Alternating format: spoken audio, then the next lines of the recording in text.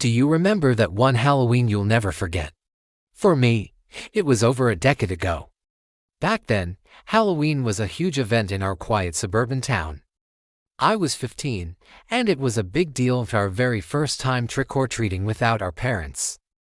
I was dressed as this really creepy clown, my best friend Ben was a burlap scarecrow, and Alex wore a classic pumpkin mask. The first couple of hours were exactly what you'd expect. We were just a bunch of kids high on sugar and excitement, running from house to house, our bags getting heavier with candy. But as the evening wore on, things started to feel. Around 7:30, the streets grew strangely quiet. That's when we first noticed them. Two older guys across the street, walking slowly, deliberately. At first, we didn't think much of it. But then we turned a corner, and so did they. We took another turn. They mirrored us again.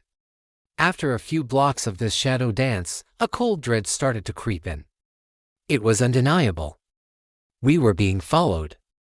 Panic set in, quick and sharp. Our laughter died in our throats. We had to lose them. In a moment of shared and spoken terror, we decided to take a shortcut through the woods that bordered our neighborhood. It seemed like a good idea at the time. The second we stepped under the canopy of trees, it was like a switch was flipped. All the familiar sounds of the neighborhood, the distant laughter, the rustling of candy wrappers, just vanished, swallowed by an oppressive darkness. There were no streetlights here, and stupidly, none of us had brought a flashlight. It was just pitch black. Then we heard it, the sound that made my blood run cold.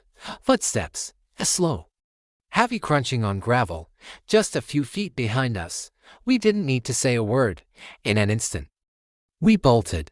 We abandoned the path, crashing through unseen branches and tripping over roots, our costumes snagging and tearing. Pure, animalistic fear propelled us forward. Ben swore he glanced back and saw their silhouettes, two large figures, running right after us. Every time we risked stopping for a desperate gasp of air, the footsteps would start again, faster this time, closer. It felt like they were toying with us, an endless, terrifying chase through the black woods. My lungs burned, my heart was a drum against my ribs. I don't know how long we ran. It felt like an eternity. But then, a glimmer of hope. We burst out of the tree line and onto a familiar, brightly lit street right near Ben's house. We didn't slow down. We sprinted the last 100 yards, fumbled with the keys, and slammed the door shut behind us, locking it tight. We collapsed in the hallway, panting, too shaken to even speak.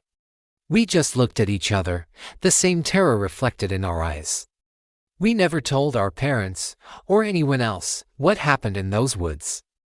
We were scared they wouldn't believe us, or worse, that we'd get in trouble. But the night wasn't over. We decided I'd stay over at Ben's, too scared to walk home alone. We tried to forget, watching movies and eating candy until we finally drifted into an uneasy sleep. Around 2:30 in the morning, a sound jolted us both awake. Slow, heavy footsteps, crunching on the gravel of the driveway, right outside Ben's bedroom window.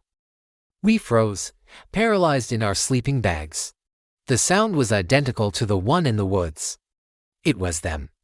After what felt like an hour, we finally built up the courage to peek through the blinds. The driveway was empty. The street was silent. But we both heard it. The sound was real. We never went trick-or-treating again after that night. The fun was just gone, replaced by a lingering fear.